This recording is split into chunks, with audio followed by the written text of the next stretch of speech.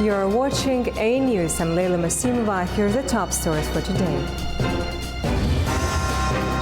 U.S. tariffs are causing global concern. More than 50 countries have contacted White House to start trade talks. South Korea's cabinet is set to approve a date for the upcoming presidential election for the 3rd of June. At least 30 people have died after severe flooding submerged streets and homes in Kinshasa, the capital of the DR of Congo.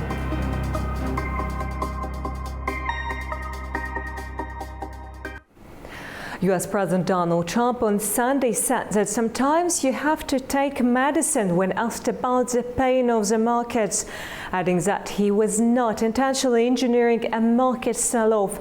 Speaking to reporters on board Air Force One, Trump said he would not make a deal unless the trade deficit with China is solved.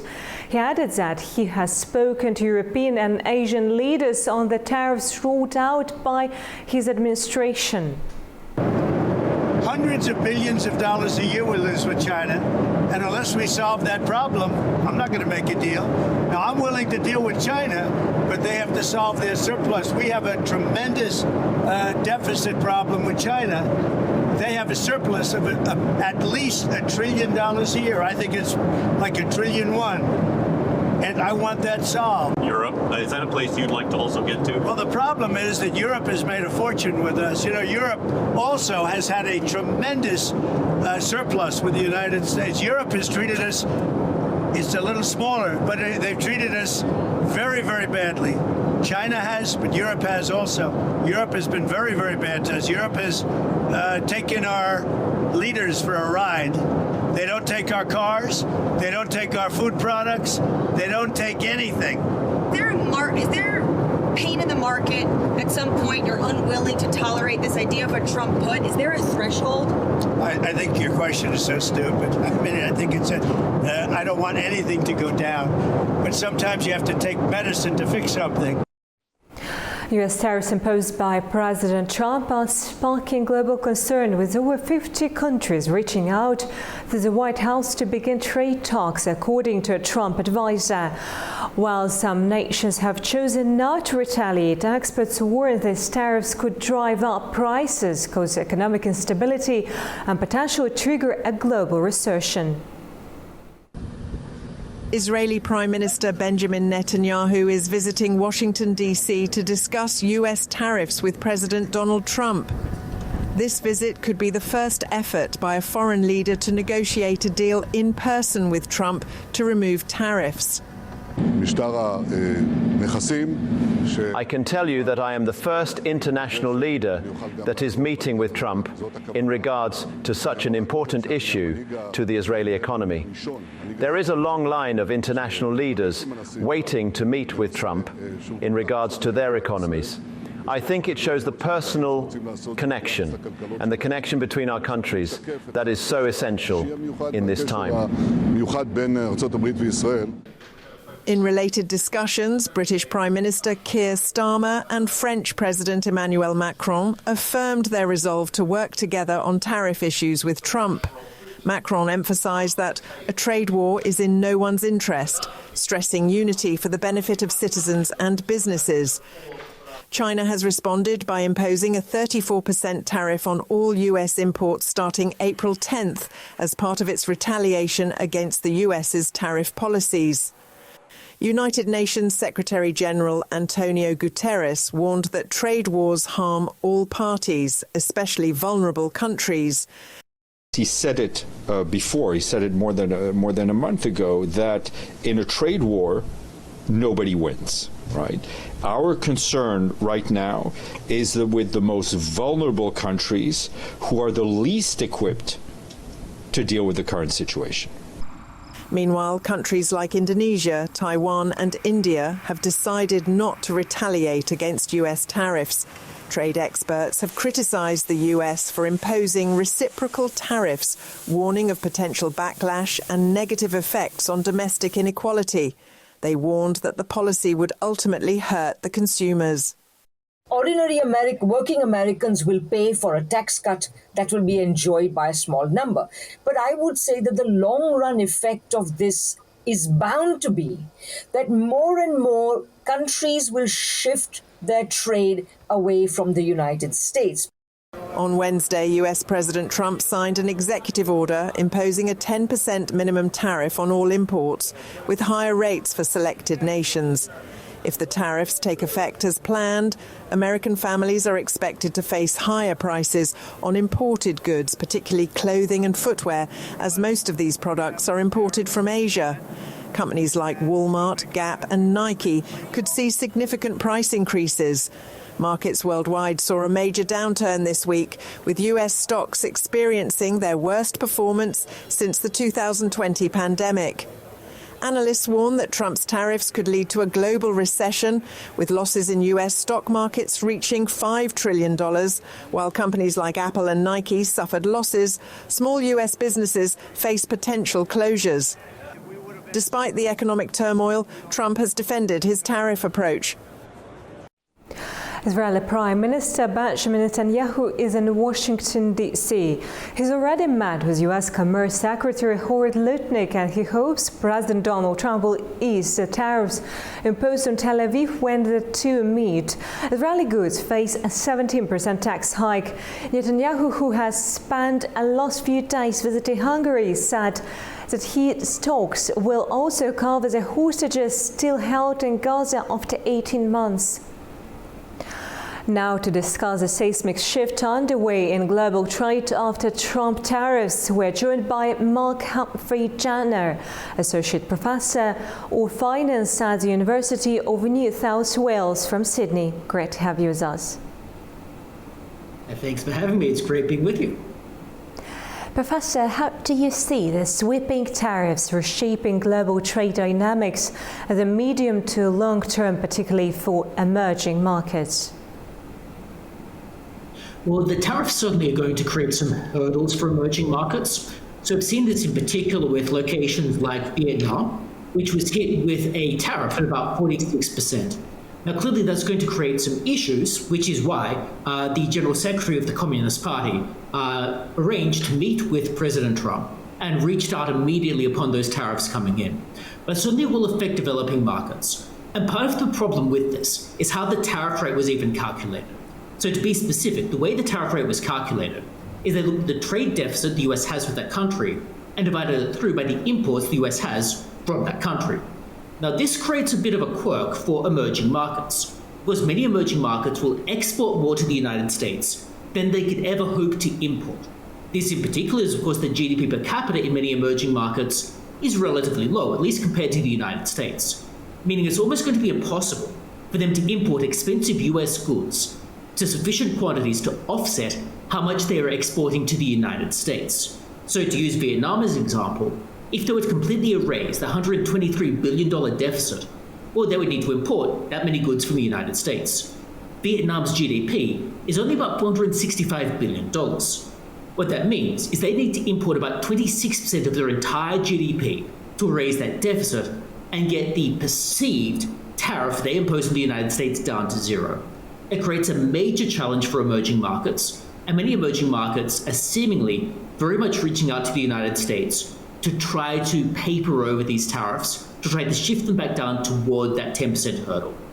And for his part, President Trump appears to be receptive to those overtures, responding very positively, for example, to Vietnam, but also as an example to Israel. President Trump seems to respond much less positively to an antagonistic or retaliatory measure. So that's how emerging markets appear to be dealing with it best anyway. And could this continued tariff escalations lead to more regionalized supply chains? And what might that mean for global inflation and consumer prices? Well, President Trump appears to want more onshoring or reshoring of things like manufacturing. He specifically mentioned reindustrialization, similarly with people like Howard Lutnick or Peter Navarro. The issue with this, of course, is the United States is already near full employment. So it's not totally clear who will be employed in this new reindustrialized base, because people are already employed. Presumably it's going to be things like machines, but those machines need to be made somewhere, and that begs the question of, well, are those going to be imported into the United States? Nevertheless, it would create a lot of hurdles and a lot of expense if they're going out of their way to try to bring back manufacturing. Now, clearly, to some extent, car manufacturers have done some of this. So Toyota, for example, has made significant inroads into manufacturing in the US. TSMC, for example, significant inroads into creating semiconductor manufacturing facilities in Arizona.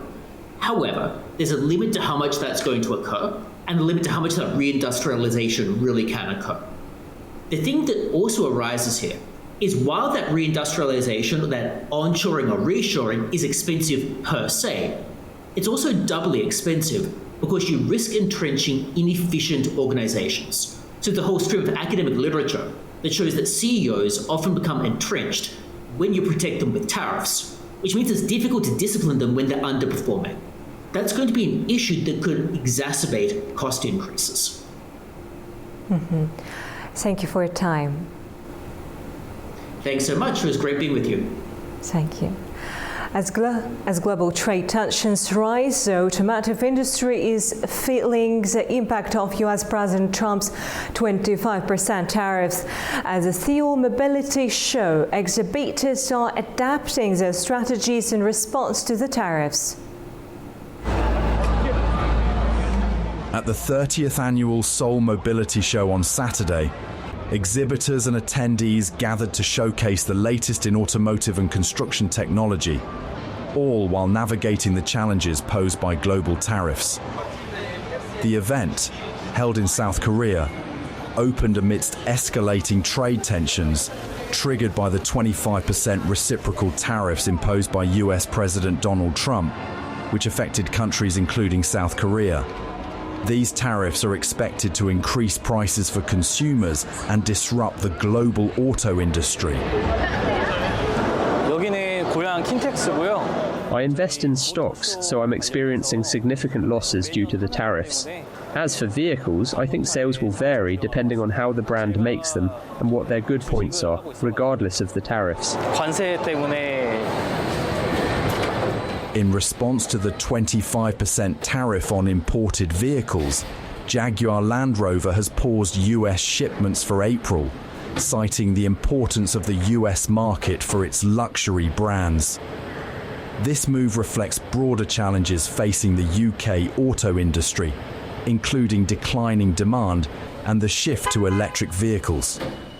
The 25% tariffs on imported vehicles will impact global automakers like Volkswagen, Toyota, Honda, Hyundai, and Kia. German automakers, including BMW and Mercedes-Benz, will face higher costs due to parts imported from countries like Germany and Mexico. Japanese and South Korean automakers, heavily reliant on US exports, will also be affected. South Korea's cabinet is set to approve a date for the upcoming presidential election for the 3rd of June. The decision follows the removal of President Yoon Suk-yeol from office last week after his martial law declaration violated his duties. A new election must be held within 60 days after President's removal. The final date will become official only when it is declared by acting President and Prime Minister Han Duck-soo. Civilians in Poland are getting hands-on military training amid growing concerns over regional security. A weekend drill brought people of all ages to Gaza under the Train with the Army program. In the port city of Gdynia, ordinary Polish citizens, men and women, put on uniforms and picked up rifles. It's part of the Ministry of Defence's Train with the Army program, now in its 6th round since launching in 2022. The 2-month courses teach basic military skills, how to handle weapons, personal defense, survival tactics, and first aid. Until the war in Ukraine broke out, I didn't think about military training at all. But now I see what's happening in the world. I'm a patriot and believe we must be prepared. There's this growing anxiety. We don't know how the conflict will develop or if it might reach Poland or the Baltics. Either way, we'll be involved. The initiative is part of a wider national push to strengthen defence readiness. Prime Minister Donald Tusk recently announced plans to train 100,000 volunteers by 2027, with incentives like getting commercial driving licenses during service. Galvanized by the ongoing conflict in Ukraine, Poland now leads NATO in defence spending, planning to hit 4.7% of GDP this year. It wants to raise that to 5% by 2026. United States Secretary of State Marco Rubio has called on other NATO members to follow Poland's lead. Yemen's Houthi rebels say U.S. airstrikes on Saada killed at least 2 people and wounded 9 late Saturday. Local media show a 2-story building collapsing in the Hafsain area. Another strike on Sunday in the capital hit a home, killing at least 4 and injuring more than 20 others, according to officials. U.S. airstrikes also targeted areas west of the capital. The White House says more than 200 strikes targeting the Houthis have been carried out so far. Houthi leaders vow retaliation. Now to Gaza, where new video evidence has emerged the killing of 15 Palestinian emergency workers near Rafah. The footage recovered from a victim's phone appears to contradict the Israeli military's original account, showing paramedics in the clearly marked vehicles under fire.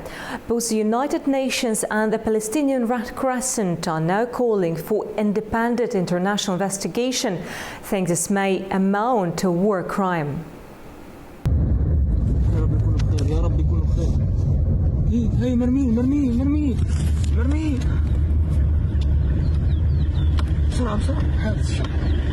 The Palestinian Red Crescent on Sunday called for an independent international investigation into the killing of 15 emergency workers near the southern Gaza city of Rafah last month. The demand comes after newly released video footage appeared to contradict the Israeli military's version of events. The paramedics and emergency responders were shot dead on March the 23rd and buried in a shallow grave. Their bodies were discovered a week later by officials from the United Nations and the Palestinian Red Crescent. One man remains unaccounted for. Accountability should never require video evidence. It should not take a global outrage for the truth to be acknowledged. The truth was always there. The Palestinian Red Crescent medics were wearing their Red Crescent emblem. They were wearing their uniforms and they were driving ambulances that were clearly marked and all emergency lights were on. Now the Palestinian Red Crescent Society calls for an independent international investigation. We need justice for the victims and we need to ensure that all of those who are responsible are held to account. Without this, the crimes will continue to happen. Without this, the systematic targeting for humanitarians, aid workers, and medics will continue to happen. The organization is calling it a deliberate attack on humanitarian workers. These are crimes against humanity and war crimes. The international community must intervene and compel Israel to respect international humanitarian law, which prohibits targeting medical personnel and ambulances during conflict. The Israeli officials initially claimed that its forces had opened fire on vehicles that approached their position in what they described as suspiciously in the dark, without lights or identification. According to their account, 9 militants from Hamas and Islamic Jihad were travelling in Palestinian Red Crescent vehicles. The United Nations also demanding an independent international investigation into the incident. Hamas says it fired a barrage of rockets at southern Israeli cities on Sunday. Israel's military says about 10 projectiles were fired, with most of them intercepted. However, a direct hit was reported in Ashkelon, where emergency services treated one person for shrapnel injuries. Prime Minister Benjamin Netanyahu has called for a, quote, vigorous response to the latest barrage. Meanwhile, Gaza local health authorities say say Israeli military strikes have killed at least 39 people yesterday. After months of tension, France and Algeria has resumed diplomatic talks. French Foreign Minister Jean-Noël Barrot met with his Algerian counterpart Ahmed Attaf in Algiers on Sunday, aiming to rebuild strained relations. It's after months of bickering that have hurt Paris' economic and security interests in its former colony. France and Algeria ties are back to normal. That's according to Paris after French Foreign Minister Jean-Noël Barrot met his Algerian counterpart Ahmed Attaf in Algiers on Sunday. The meeting follows a phone call between the leaders of both countries back in March, during which they agreed on a roadmap to stabilise ties. This follows earlier attempts in 2022 to reset relations through cooperation protocols. It marks the restart of diplomatic talks between the two countries after months of tension. The rift deepened last year when French President Emmanuel Macron supported Morocco's autonomy plan for Western Sahara, angering Algeria. Since the summer, trade between the two nations has dropped by 30%, with French officials saying that Algiers adopted a policy that aimed to wipe France's economic presence from the country. The situation worsened when Franco-Algerian author Boualem Sansal was detained by Algerian authorities last November and later sentenced to 5 years in prison. Diplomats say that Paris hopes he will be given a presidential pardon. The relationship between the two countries is scarred by the trauma of the 1954 to 1962 war, in which the North African country, which had a large settler population and was treated as an integral part of France under colonial rule, won independence. Severe flooding has struck Kinshasa, the capital of the Democratic Republic of Congo, on Sunday, submerging streets and homes in the city's first major deluge of the year. The death toll has risen to at least 30, according to the latest reports from local authorities. Kinshasa, home to more than 12 million people, faces frequent flooding during the rainy seasons, exacerbated by poor drainage with informal settlements in the low-lying areas. The flooding highlights ongoing urban management challenges in the Democratic Republic of Congo's largest city, where similar incidents in recent years have prompted calls for improved infrastructure.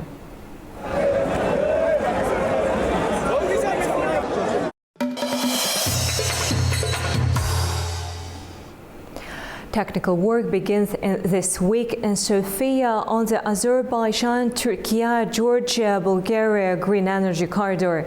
The project follows a memorandum signed in Baku on Friday, where 4 nations pledged to boost cooperation on renewables and electricity trade. The energy ministries will work to enhance cooperation between the public and private sectors. They will focus on modernizing energy systems and launching joint investment projects. The corridor is expected to strengthen regional energy ties and accelerate the transition to clean energy across the region.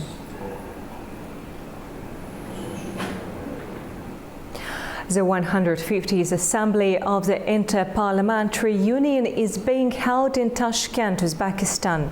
It brings all IPU statutory bodies together, including Governing Council and various committees. The general debate centers on parliamentary action for social development and peace, with resolutions on peace, international security and sustainable development. The Assembly will conclude all outcome document on the debate theme. A trilateral mechanism for interparliamentary cooperation will be established between the parliaments of Turkey, Azerbaijan and Georgia. This agreement was reached during a meeting between the Speaker of the Grand National Assembly of Turkey, Numan Kurtulmush, and his Georgian counterpart Shalva Papashvili in Tashkent. Kurtulmush says that they are interested in utilizing all diplomatic opportunities to expand their ties, and he hopes to establish friendship group with Turkey in the Georgian parliament. Now joining us from Astana, Richard Spooner, member of the advisory board at the Caspian Policy Center in Washington. Great to have you with us. Good to be with you, thanks. What role does Uzbekistan's hosting of the IPU Assembly these days play in shaping its regional and international parliamentary profile? I think that that sort of cooperation is very important. We all know that connectivity in the region has been growing. That's something that reflects a consensus among all the countries in the region. That's important for political reasons. It's also, I think, important for economic cooperations. So it's an important event. And what tangible outcomes are expected from the final document of IPU Assembly, and how could they be implemented by national parliaments? I think, of course, implementation, as always, depends on the will to implement. It's one thing to develop an agenda. It's one thing to develop a roadmap. In this case, I believe that there is the will to do that among the countries of the region. I think that over the last 3 years, all the countries have realized better that they have a lot of common interests, and that by being together, that by cooperating more, communicating more, they can serve their own interests better. Thank you for your answers. My pleasure. Rabbi Mark Schneier, a prominent interfaith leader, commented on Israel's I-24 news about the recently foiled Iranian plot to assassinate Rabbi Shneur Thigel, chief rabbi of the Ashkenazi community in Baku. He praised the swift and effective response of Azerbaijan security services, describing it as a stellar example of the country's dedication to protecting its Jewish community. In January, Azerbaijan State Security Service reported that they foiled a terrorist plot targeting the Jewish community in Baku, arresting 18-year-old Abdullah Aliyev, linked to ISIS Khorasan. Authorities say Aliyev planned an attack on the Baku Mountain Jewish synagogue and the local Jewish education center, carrying Molotov cocktails, knives and an axe when apprehended near the synagogue in December last year. Rabbi Shneur Thigel, a prominent figure, was among the intended targets.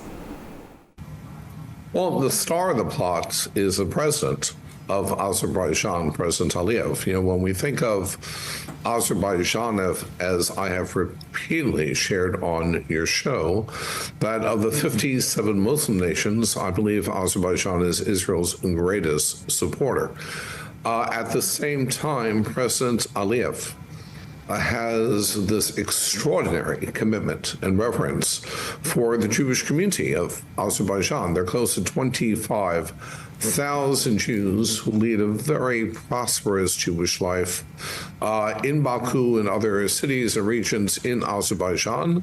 It is yet again a testament to President Aliyev in terms of his commitment not only to the state of Israel, but to the Jewish people as a whole. I think it's the safest place for Jews. It's a country that has no anti-Semitism. It's remarkable that this is a Jewish community. Some people believe it's close to 2,000 years that the Jewish community has been present in Azerbaijan, going back to the days of the exile after the First Holy Temple. Nevertheless, it is a very, very safe place for Jews, not only who are living there, but for the tens of thousands of Jews that visit Azerbaijan, Baku, and their mountainous region. You are watching A News. Stay tuned and have a wonderful day.